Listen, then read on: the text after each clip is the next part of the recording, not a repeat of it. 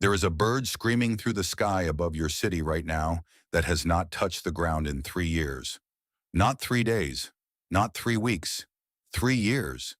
It was born in a crack in a building, took its first flight, and has not landed on anything since. It has been airborne through summer and winter, through storms and droughts, through everything the sky could throw at it, and it has simply kept going. Everything this bird does, eating, drinking, sleeping, finding a mate, crossing entire continents, it does without ever stopping, without ever coming down.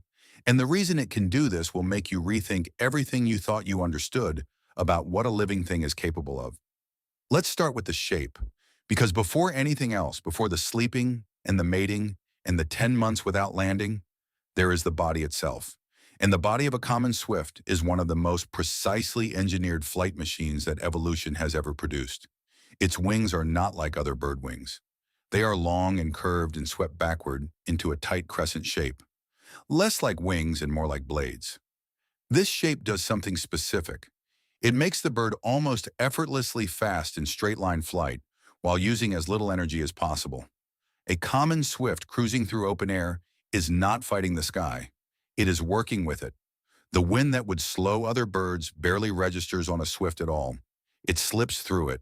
Its body is almost nothing, around 40 grams, less than a handful of rice.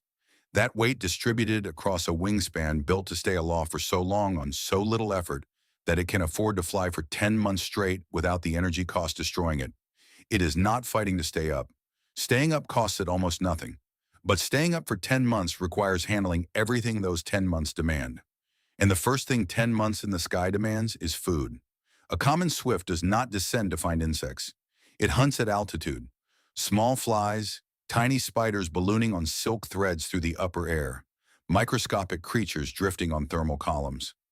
The swift moves through these invisible clouds of life with its mouth open, collecting dozens of insects in a single pass. It compresses them in its throat into a small food ball it will swallow when ready. The sky is not empty to a swift. The sky is a buffet, a constantly replenished, endlessly available source of food that never requires the bird to land. And the water. When a swift needs to drink, it does not stop.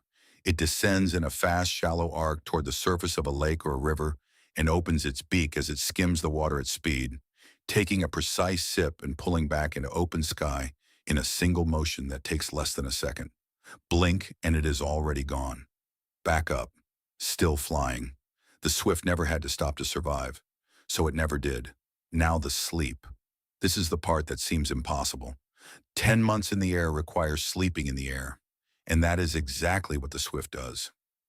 Late each evening, the birds ascend. They climb higher than their daytime altitude, rising to a point where the air is stable and predictable. And there they perform something extraordinary. Half their brain shuts down.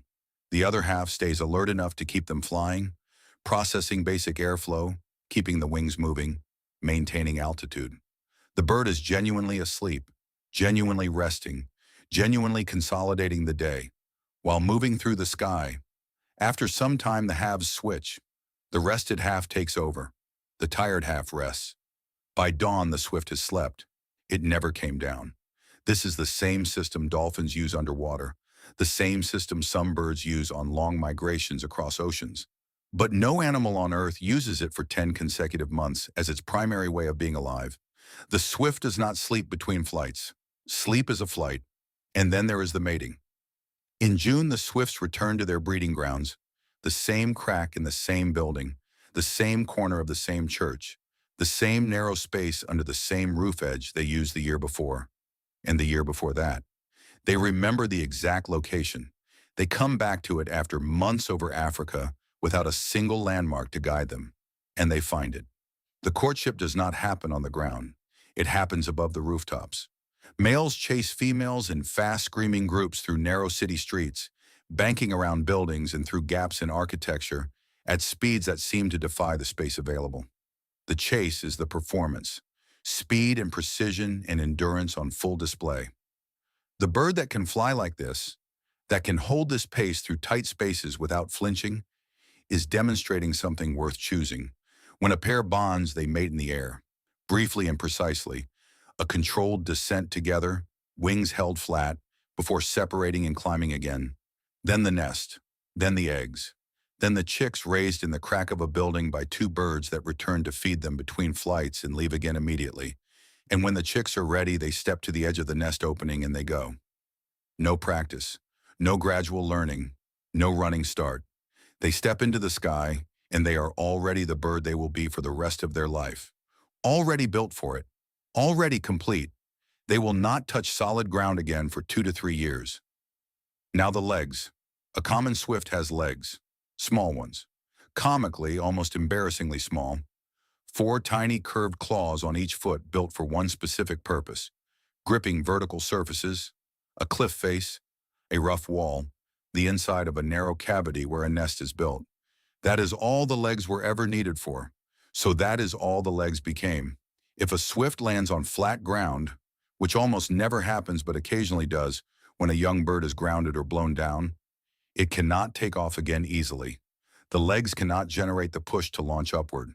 The wings need height and airflow to catch.